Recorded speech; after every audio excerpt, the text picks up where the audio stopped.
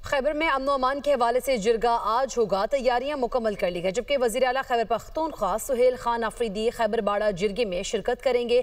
जिरगे में PTI क़यादत और दीगर शिरकत करेंगे। वज़ीर आला सुहेल आफरीदी जिरगे से खिताब करेंगे।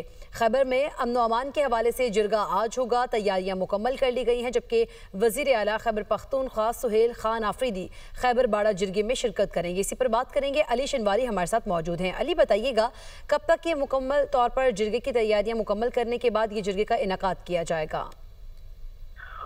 जी, आज खैबर अमन जरगा का इनेकाद हो रहा है और इसमें वज़ीर आला खैबर पख्तूनख्वा सुहेल आफरीदी भी इसमें शिरकत करेंगे और इसके लिए तमाम तर जो सिक्योरिटी इंतजामात है और दीगर उमूर है वो मुकम्मल कर लिए गए हैं। और आज दोपहर के बाद जो खैबर अमन जरगा है उसका बाकायदा आगाज होगा और वज़ीर आला इसमें शिरकत करेंगे।